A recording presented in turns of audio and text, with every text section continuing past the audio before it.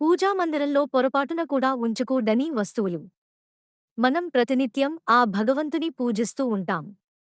కాని ఆ భగవంతుని అనుగ్రహం కొందరికి కలుగుతుంది. కొంతమంది ఎన్ని పూజలు, వ్రతాలు చేసినా కూడా ఆ భగవంతుని అనుగ్రహం కలగదు.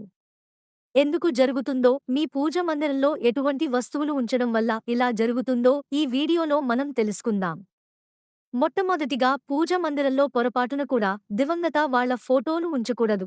అంటే చనిపోయిన వాళ్ళ ఫోటోలు పూజ గదిలో ఏర్పాటు చేసుకోకూడదు. పితృదేవతలు ఉన్న చోటికి దేవతలు రారు, అందుకనే ఆ పొరపాటు చేయకండి. పూజా గదిలో పొరపాటున కూడా ఇనుప సామాన్లు ఉంచకూడదు. ఎందుకంటే ఇనుము అంటే దరిద్ర దేవతకి సంకేతం. ఇంటి పూజా గదిలో ఇనప వస్తువులు ఉంటాయో ఆ ఇంట్లో లక్ష్మీదేవి ఉండదు.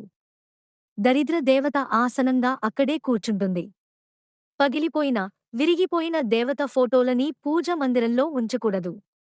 చినిగిపోయినటువంటి తెల్ల జాకెట్ ముక్కలను దేవుడు పటాలు తొడవడానికి ఉపయోగించకూడదు. ఇలా చేస్తే ఆ పూజ గదిలో నుంచి లక్ష్మీదేవి బయటకు వెళ్ళిపోతుంది. దీనికి ప్రత్యామ్నాయంగా మనకి మార్కెట్లో చిన్న చిన్న న్యాప్కిన్స్ దొరుకుతున్నాయి. వాటిని కొనుక్కొని చిత్రపటాన్ని తొడవడానికి వాటిని ఉపయోగించండి. ఒకే విధమైనటువంటి రెండు దేవతామూర్తుల చిత్రపటాలను పూజా మందిరంలో ఎప్పుడూ ఏర్పాటు చేసుకోకూడదు.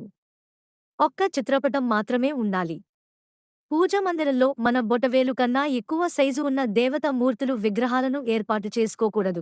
అలా గనుక ఏర్పాటు చేసుకున్నట్లయితే నిత్యం అభిషేకాలు, అర్చనలు, మహాప్రసాదాలు నివేదించాలి. అలా చేయలేని వాళ్ళు మన బొటనవేలు కన్నా చిన్నగా ఉండే విగ్రహాలనే పూజా మందిరంలో ఏర్పాటు చేసుకోవాలి. పూజ చేసే సమయంలో చదువుకునే దేవుని పుస్తకాలు ఎప్పుడూ కూడా చినిగిపోయి ఉండకుండా ఉండేలా చూసుకోవాలి. పూజ చేసే సమయంలో ఎప్పుడూ కూడా నల్లని వస్త్రాలు ధరించకూడదు. అలానే వాడిపోయిన పూలను, మనం పూజ చేసినటువంటి ప్రమిదలో ఉన్న ఒత్తులు అవి ఎప్పుడూ కూడా పూజ మందిరంలో అలానే ఉంచకూడదు. పూజ మందిరం శుభ్రంగా ఉండేలా, బూజులు లేకుండా ఉండేలా చూసుకోవాలి. ఈ వీడియోలో తెలిపిన విధంగా మీ పూజ మందిరంలో ఎటువంటి వస్తువులు లేకుండా చూసుకుంటే దరిద్ర దేవత మీ ఇంటిలో నుంచి వెళ్ళిపోయి ఆ లక్ష్మీదేవి ప్రవేశిస్తుంది. ఈ వీడియో గనుక మీకు నచ్చినట్లయితే లైక్ చేసి షేర్ చేయండి. అలానే సబ్స్క్రైబ్ చేసుకోండి. శ్రీం మంత్రాన్ని కామెంట్ చేయండి.